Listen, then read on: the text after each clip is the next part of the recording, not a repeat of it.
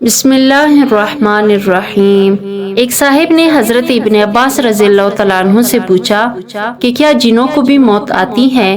تو حضرت ابن عباس رضی اللہ تعالیٰ عنہ نے فرمایا کہ ہاں، جنوں کو بھی موت آتی ہے، مگر ابلیس کو موت نہیں آتی۔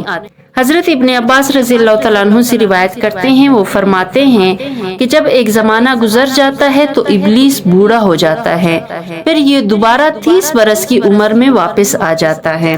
حضرت عاصم احوال سے روایت کرتے ہیں، وہ فرماتے ہیں کہ میں نے حضرت ربیع بن انس سے پوچھا کہ کیا یہ شیطان جو انسان کے ساتھ رہتا ہے وہ مرتا نہیں؟ تو انہوں نے فرمایا یہ کوئی ایک شیطان تھوڑی ہے، بلکہ مسلمانوں کو گمراہ کرنے کے لیے تو قبیلہ ربیعہ اور قبیلہ مضر کی تعداد کے برابر شیطان در پہ ہوتے ہیں۔ حضرت قتادہ کی روایت سے حضرت عبداللہ بن حارث سے روایت کرتے ہیں، وہ فرماتے ہیں کہ جنات تو مر جاتے ہیں لیکن شیطان کوارا کا کوارا رہتا ہے جو مرتا نہیں۔ حضرت قتادہ فرماتے ہیں کہ اس کا باپ بھی کوارا ہے اور اس کی ماں بھی کواری ہے اور یہ بھی کوارا ہے۔ حضرت عیسیٰ بن ابو عیسیٰ سے روایت کرتے ہیں، وہ فرماتے ہیں کہ حجاج بن یوسف کو یہ خبر پہنچی کہ چین کے کسی ملک میں ایک مکان ایسا ہے کہ اگر لوگ راستہ بھول جائے تو وہ یہ آواز سنتے ہیں کہ راستہ ادھر ہے، لیکن ان کو کوئی نظر نہیں آتا۔ تو حجاج بن یوسف نے کچھ لوگوں کو وہاں بھیجا اور انہیں یہ حکم دیا کہ تم لوگ وہاں جا کر قصداً راستہ بھٹک جانا، اور جب وہ تمہیں یہ کہیں کہ راستہ ادھر ہے تو تم ان پر حملہ کر دینا اور ان کو دیکھنا کہ یہ لوگ کون ہیں۔ چنانچہ ان لوگوں نے ایسا ہی کیا اور ان پر حملہ کر دیا۔ تو انہوں نے کہا کہ تم لوگ ہمیں ہرگز نہیں دیکھ سکتے۔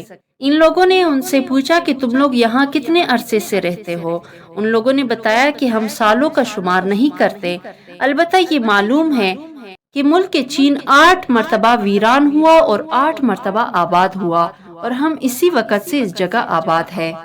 حضرت ابن عباس رضی اللہ تعالیٰ عنہ سے روایت کرتے ہیں، وہ فرماتے ہیں کہ ملک الموت حضرت اسرائیل علیہ السلام آدمیوں اور فرشتوں کی روح قبض کرنے پر مامور ہے، اور جنوں کا فرشتہ الگ ہے اور شیطان کا فرشتہ الگ ہے، اور پرندوں اور وحشی جانوروں، درندوں، مچھلیوں اور سانپوں کے فرشتے جدا جدا ہیں، گویا یہ کل 4 فرشتے ہیں۔ حضرت عائشہ رضی اللہ تعالیٰ عنہا سے روایت کرتے ہیں کہ رسول اکرم صلی اللہ علیہ وسلم ایک رات ان کے پاس سے باہر تشریف لے گئے۔ ام المؤمنین حضرت عائشہ رضی اللہ تعالیٰ عنہا فرماتی ہیں کہ مجھے فکر ہوئی کہ شاید آپ کسی اور زوجہ مطہرہ کے پاس تشریف لے گئے ہیں۔ جب آپ واپس تشریف لائے اور مجھے دیکھا تو فرمایا، اے عائشہ تمہیں کیا ہو گیا ہے؟ کیا تم متفکر ہو؟ میں نے عرض کیا، مجھ جیسے کو آپ جیسے پر کوئی دھوکہ نہیں دے سکتا۔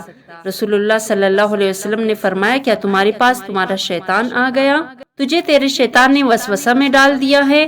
میں نے عرض کیا، یا رسول اللہ، کیا میرے ساتھ شیطان ہے؟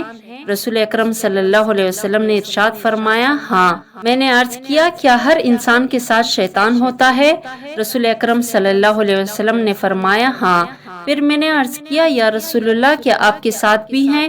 فرمایا، ہاں، لیکن میرے رب نے اس پر میری مدد فرمائی حتیٰ کہ وہ مسلمان ہو گیا۔ امام مسلم حضرت ابن مسعود سے روایت کرتے ہیں، وہ فرماتے ہیں کہ رسول اکرم صلی اللہ علیہ وسلم نے ارشاد فرمایا، تم میں سے ہر شخص کے ساتھ ایک ہمزاد شیطان اور ایک فرشتہ مقرر کیا گیا ہے۔ صحابہ نے پوچھا، یا رسول اللہ، آپ کے ساتھ بھی؟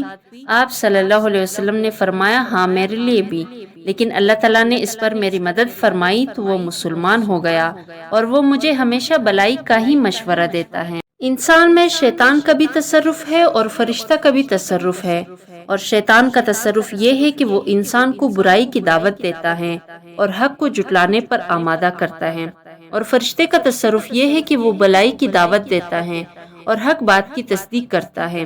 لہٰذا جس کے دل میں بلائی اور حق کا خیال آتا ہے تو اسے اللہ کی جانب سے سمجھے اور اس پر اللہ کا شکر ادا کرے، اور جس کے دل میں برائی کا خیال پیدا ہو تو اسے شیطان مردود کی طرف سے سمجھے اور اللہ تعالیٰ کی اس شیطان مردود سے پناہ مانگے۔ اس کے بعد رسول اکرم صلی اللہ علیہ وسلم نے یہ آیت کریمہ تلاوت فرمائی، الشیطان یعدکم الفقر ویأمرکم بالفحشاء، یعنی شیطان تمہیں محتاجی سے ڈراتا ہے اور بے حیائی کا حکم دیتا ہے، یعنی صدقہ و خیرات کرو گے تو مفلس و نادار ہو جاؤ گے، بخل اور صدقہ و زکوٰۃ نہ دینے کا حکم دیتا ہے۔ حضرت ابن عمر رضی اللہ تعالیٰ عنہ سے روایت کرتے ہیں، وہ فرماتے ہیں کہ رسول اکرم صلی اللہ علیہ وسلم نے ارشاد فرمایا کہ مجھے آدم علیہ السلام پر دو خوبیوں کے ساتھ فضیلت بخشی گئی ہیں۔ ایک یہ کہ میرا شیطان کافر تھا، اللہ تعالیٰ نے اس کے خلاف میری مدد فرمائی یہاں تک کہ وہ مسلمان ہو گیا۔ دوسری یہ ہے کہ میرے ازواج میری مددگار ہیں، اور حضرت آدم علیہ السلام کا شیطان کافر تھا اور کافر ہی رہا، اور ان کی بیوی ان کی لغزش میں مددگار تھی۔ حضرت ابو ہریرہ رضی اللہ تعالیٰ عنہ سے روایت کرتے ہیں، وہ فرماتے ہیں کہ رسول اکرم صلی اللہ علیہ وسلم نے ارشاد فرمایا کہ بے شک مومن بندہ اپنے شیطان کو اس طرح بے بس کر دیتا ہے جس طرح تم میں کا کوئی شخص سفر میں اپنے اونٹ کو تکا دیتا ہے۔ حضرت قیس بن حجاج سے روایت کرتے ہیں، وہ فرماتے ہیں کہ میرے شیطان نے مجھے بتایا جب میں تجھ میں داخل ہوا تھا تو کتے کے چھوٹے بچے کی مثل تھا اور آج چڑیا کی مانند ہوں۔ میں نے پوچھا ایسا کیوں ہوا؟ اس نے کہا آپ مجھے اللہ عز و جل کی کتاب قرآن کریم کے ساتھ پگھلا دیتے ہیں، قرآن کریم کی تلاوت اور اس پر عمل کر کے۔ حضرت وہب بن منبہ سے روایت کرتے ہیں، وہ فرماتے ہیں کہ ہر انسان کے ساتھ شیطان ہوتا ہے جو اس کے ساتھ مقرر ہے۔ کافر کا شیطان کافر کے ساتھ اس کی کانے سے کاتا ہے، اس کے ساتھ اس کے پانی سے پیتا ہے، اور اس کے ساتھ اس کے بستر پر سوتا بھی ہے۔ لیکن مومن کا شیطان مومن سے چھپا رہتا ہے اور اس کی تاغ میں لگا رہتا ہے کہ مومن اپنے عقل سے کب غافل ہوتا ہے کہ وہ اس سے فائدہ اٹھائے۔ شیطان زیادہ کھانے والے اور زیادہ سونے والے آدمیوں کو زیادہ پسند کرتا ہے۔ اللہ تعالیٰ کی فرمان وَمَن يَعْشُ عَن ذِكْرِ الرَّحْمَنِ نُقَيِّضْ لَهُ شَيْطَانًا، یعنی اور جسے رحمان کے ذکر سے اندھاپن آئے ہم اس پر ایک شیطان مسلط کرے کہ وہ اس کا ساتھ رہے۔ اس ارشاد کی تفسیر میں حضرت سعید جریری فرماتے ہیں کہ ہمیں خبر پہنچی کہ کافر کو جب قیامت کے دن زندہ کیا جائے گا تو اس کا شیطان اس کے سامنے چلتا ہوگا، اس سے جدا نہ ہوگا، یہاں تک کہ اللہ تعالیٰ ان دونوں کو جہنم میں ڈال دے گا۔ تو اس وقت شیطان آرزو کرے گا اور کہے گا یا لیت بینی و بینک بعد المشرقین، ہائے کسی طرح مجھ میں اور تجھ میں مشرق اور مغرب کا فاصلہ ہوتا۔ لیکن مومن کو جب قیامت کے دن اٹھائے گا تو مومن کو لوگوں کے درمیان فیصلہ ہونے تک ایک فرشتہ سپرد ہوگا، اس کے بعد اس کو جنت میں داخل کر دیا جائے گا۔